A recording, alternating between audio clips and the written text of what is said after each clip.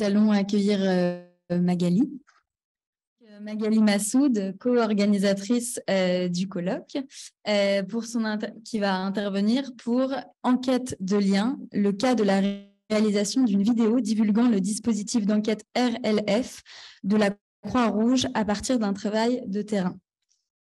Donc, artiste-chercheuse, Magali Massoud a été formée à l'école des Beaux-Arts de Beyrouth, actuellement doctorante en arts plastiques à l'université Paris 1 Panthéon-Sorbonne. Elle s'intéresse au croquis pour ses propriétés dynamiques et pour l'espace interactionnel qu'il suscite entre le dessinateur et le sujet dessiné. Ces terrains d'études sont les espaces de transition, les non-lieux où surgissent les paradoxes entre mobilité et enfermement.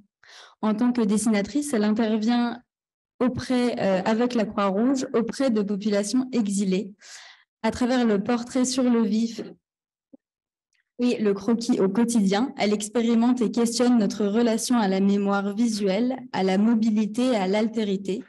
Sa thèse intitulée « Trait pour trait, portrait en situation pour une immobilité située » est dirigée par Madame Sandrine Morcio. Magali, je te laisse la parole. Merci Agathe. Bon, je commence directement. L'éloignement du lieu d'origine, suite indissociable de la migration, engendre dans l'esprit de tout exilé des questionnements relatifs au rattachement à la terre natale, aux racines, à la culture, à la relation avec les proches restés au pays, mais elle renvoie aussi à l'étiolement des liens au fur et à mesure que le temps passe. Parmi les nombreuses conséquences psychologiques et sociologiques engendrées par la migration, la perte du lien est un paramètre récurrent chez les personnes ayant quitté leur pays natal pour s'installer ailleurs. La perte ou la prévention du lien avec le pays d'origine est vécue plus ou moins intensément selon le profil migratoire. D'un côté, beaucoup d'immigrants ayant réussi leur migration vivent leurs conditions dans une perspective que de nouvelles recherches en sociologie et sur la migration qualifient de transnationale. Ces études, à contre-pied des travaux qui étudient les comportements familiaux des migrants depuis le point de vue des sociétés d'immigration, se focalisent sur l'acteur migrant et ses réseaux, notamment familiaux, en vue de tracer la cartographie d'une mondialisation par le bas. Dans ce cas de figure, qui conteste la notion même d'État-nation, on considère que les migrants continuent à agir comme des acteurs sociaux dans leur pays d'origine, en plus de leur pays d'accueil. Ils envoient de l'argent à leurs proches, injectent des fonds, montent des projets, participent à la vie politique, ramènent leurs partenaires et leurs enfants visiter le pays, transmettent parfois la langue, la culture, les traditions, etc. Tout cela en s'investissant de façon égale dans le pays où ils se sont installés, en s'intégrant, en apprenant la langue locale, en s'adaptant aux normes et aux règles de la société d'accueil. De cette façon, ils construisent et alimentent des liens entre leurs deux mondes. D'un côté, pour les personnes dont le parcours migratoire n'est pas encore abouti, celles qui sont non pas entre deux mondes, mais toujours entre deux rives, la perte du lien familial peut devenir un véritable problème d'identité et de sécurité. Les recherches en psychologie indiquent que la rupture du cadre culturel externe implique également une rupture du cadre psychologique culturel interne de la personne. Ainsi, le fait même de changer d'environnement de vie et de s'éloigner de son cadre affectif premier active un processus de recalibrage identitaire qui peut s'avérer particulièrement difficile et contraignant, surtout dans le cas de personnes ayant souffert des traumatismes et des expériences pénibles à des moments de leur parcours migratoire. Un rejet inhérent vis-à-vis de la société d'accueil peut alors s'installer, couplé à une impossibilité de retourner au pays, que ce soit pour des raisons matérielles ou psychologiques. Dans une telle situation d'impasse, bénéficier d'un soutien familial permet de mieux affronter les souffrances de l'acculturation.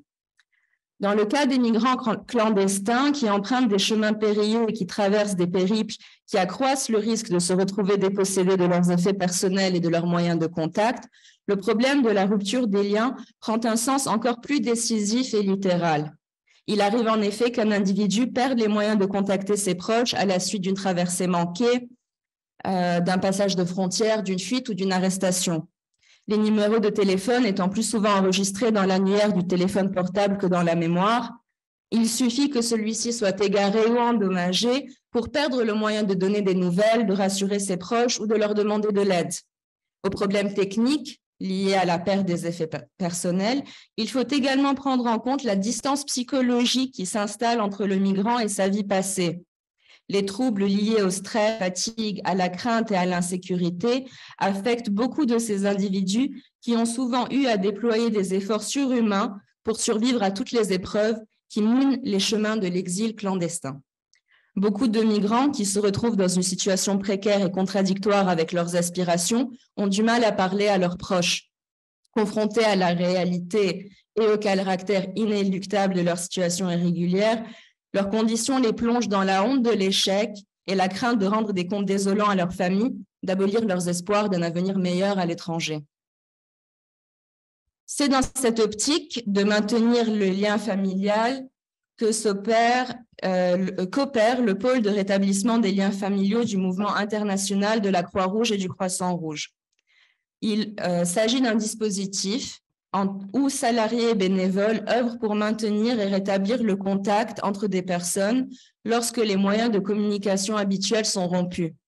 Dans ce but, il possède et développe divers outils de communication et plusieurs systèmes d'enquête pour parvenir à restituer le contact entre les individus en rupture de lien et leurs familles ou vice-versa. Ce pôle est une partie intégrante des actions de terrain à destination des migrants qui s'opèrent notamment dans les Hauts-de-France, terrain sur lequel nous fondons une partie de notre recherche. Si le dispositif est efficace dans le cas où une personne demande à lancer un avis de recherche de son propre chef, elle peine à atteindre les personnes fragilisées qui n'osent pas entreprendre ce genre de démarche pour les raisons psychologiques évoquées précédemment, ou bien par manque d'information aussi. Nous en avons pris conscience lors d'une rencontre sur le terrain dans l'enceinte de l'accueil de jour du Secours catholique à Calais.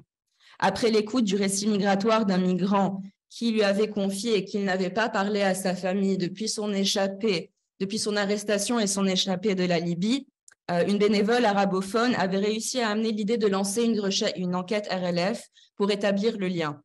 D'abord partant, puis affligé par l'émotion, le migrant renonça finalement à faire la demande.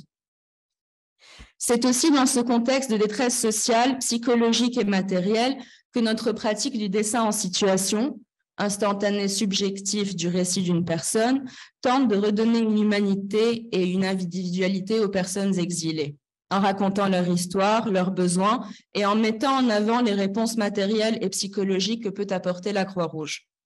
Par un croisement de l'action humanitaire avec l'activité artistique, nous souhaitons développer des dispositifs qui favorisent l'accès à la confiance d'autrui à travers la vulnérabilité du visage et l'échange de regards. Ma pratique du dessin en situation et mon intérêt pour les questions de mobilité internationale m'ont amené à me porter bénévole pour l'organisation de la Croix-Rouge afin de contribuer à leurs actions humanitaires auprès des personnes migrantes dans le Calaisis.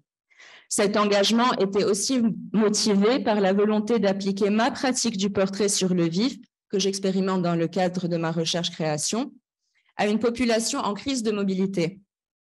Les répercussions positives de ma pratique auprès des personnes migrantes ainsi qu'auprès de l'équipe du dispositif mobile de soutien des exilés me poussèrent à retourner une seconde fois sur le terrain, puis une troisième, persuadée qu'il y avait entre ma pratique du dessin et le besoin de rendre visible la condition des migrants un potentiel d'action important.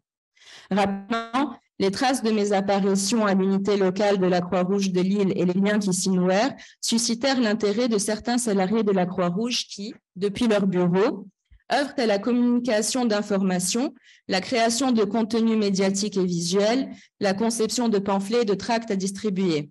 N'étant pas souvent en contact avec le terrain, l'obtention d'éléments sensibles leur est essentielle pour effectuer le travail.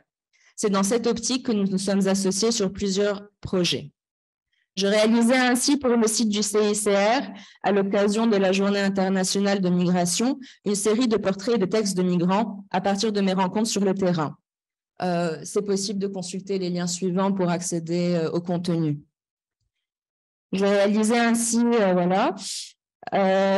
j'organisais également une exposition de mes œuvres à l'EHPAD de Fournin-Webb, accompagnée d'une médiation auprès des résidents du lieu.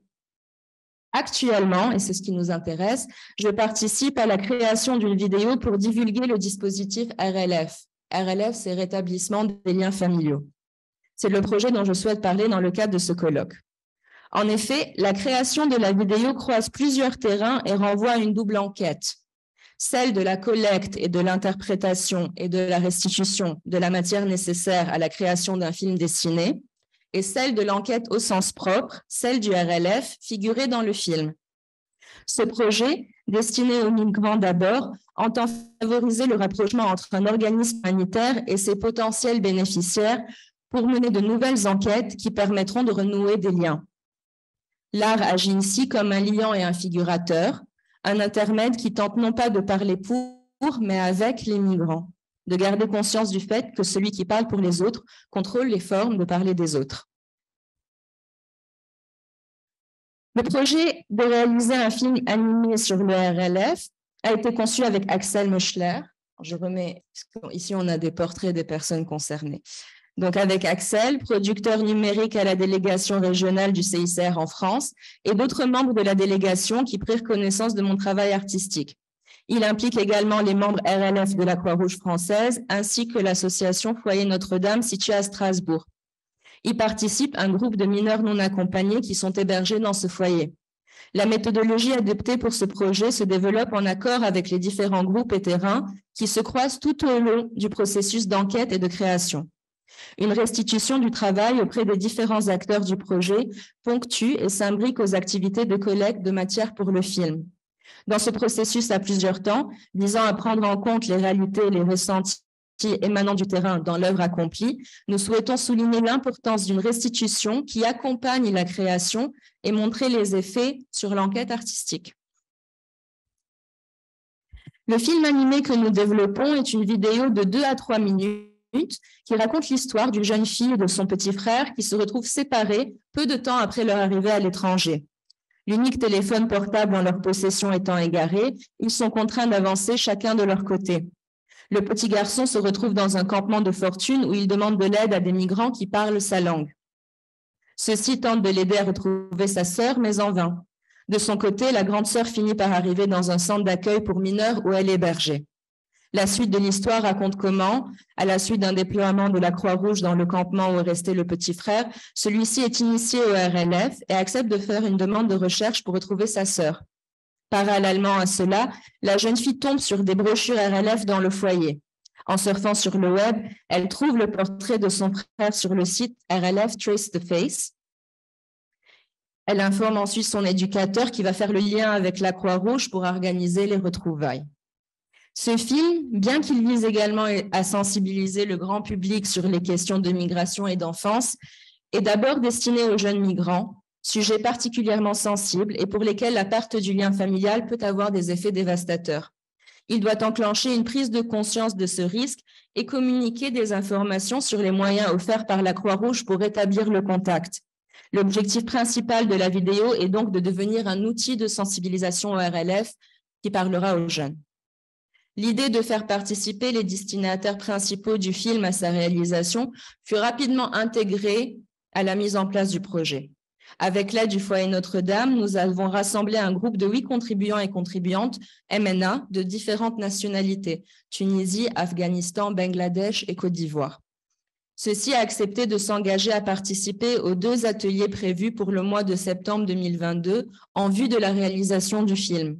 En amont de notre visite du foyer, nous, organisateurs du projet, nous sommes réunis plusieurs fois pour mieux cerner notre plan d'action et développer la trame des ateliers, les animations que nous allions proposer, les façons d'amener les enfants à penser, à s'exprimer sur le sujet de la perte du lien familial sans les exposer à des traumatismes, à apporter des éléments de réponse à nos questionnements et à donner leur propre voix au film.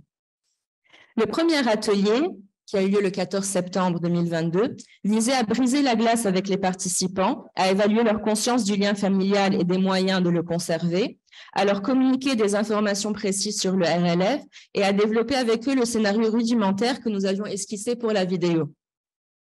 Nous avons donc inauguré l'atelier avec une activité de dessin en format de chaise musicale où l'ensemble des participants, enfants, animateurs et interprètes compris, devaient se dessiner les uns et les autres en respectant une contrainte stylistique, comme dessiner avec des pointillés, des hachures, avec la main droite, à l'aveugle, gauche, droite, selon. Cela eut pour effet de déclencher des fous rires, de détendre l'atmosphère et de faire naître la confiance chez les jeunes participants. Ensuite, nous avons demandé aux enfants de dessiner sur de grands feuilles qu'ils se partageaient les moyens par lesquels ils échangent avec leur famille et leurs proches. L'équipe encadrante, constituée de personnes spécialisées dans le RLF, engageait des discussions avec les enfants et, en leur suggérant des contraintes, perte du téléphone, oubli du numéro, les amenait à réfléchir à d'autres moyens de maintenir le contact avec leur famille.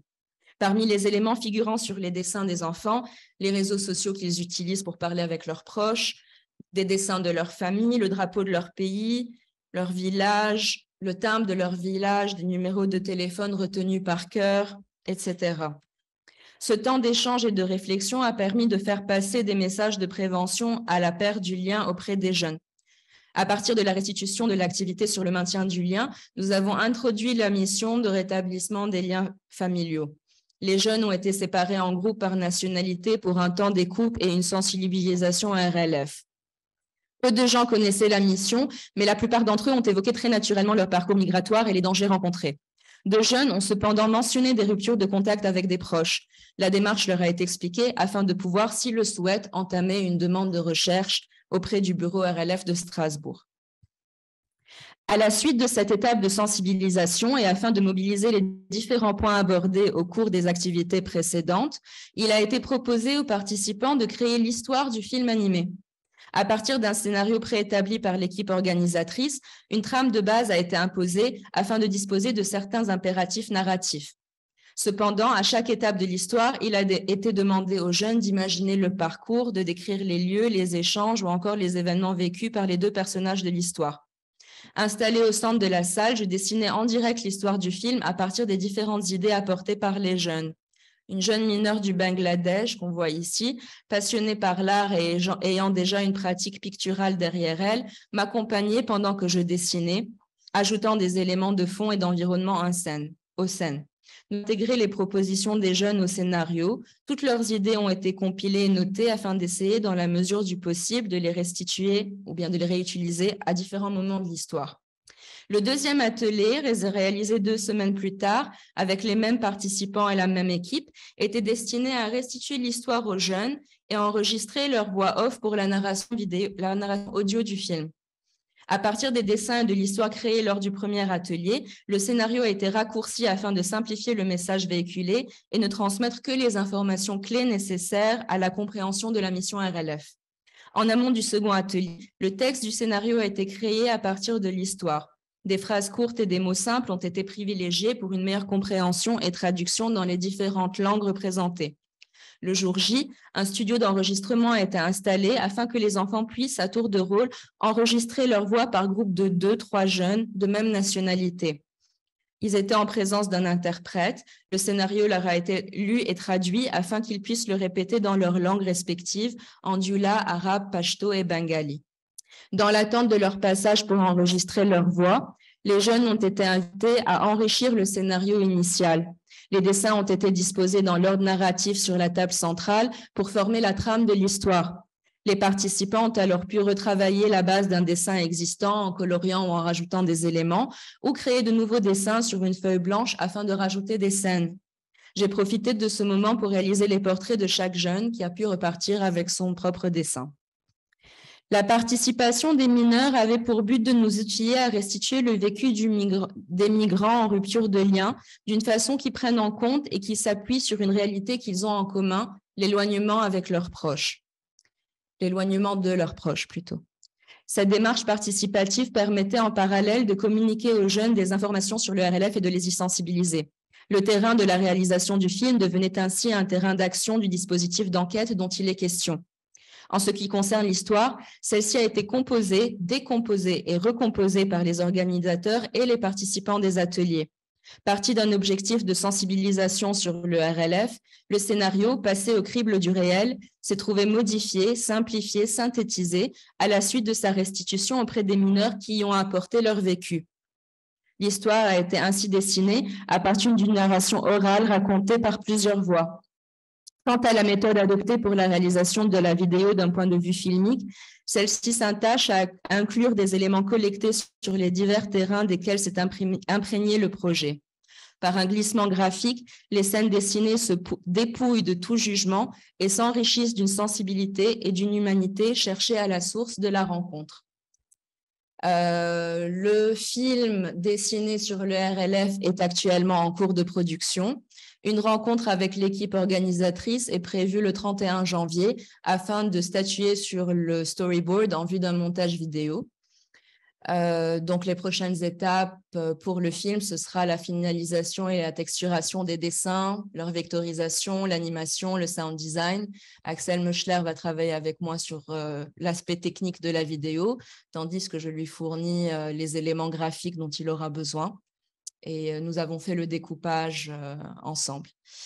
À la fin, lorsque le projet sera terminé, nous le présenterons au groupe de MNA qui a participé au projet. Donc, nous retournerons à Strasbourg encore une fois. D'ailleurs, on a un groupe WhatsApp avec eux sur lequel on échange des photos, des ateliers, un peu la suite. Donc, ils sont toujours en lien. Enfin, le lien est resté.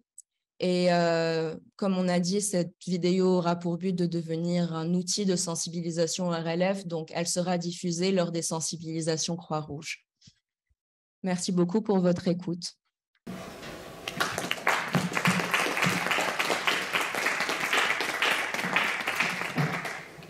Merci beaucoup, Magali, pour ta belle intervention.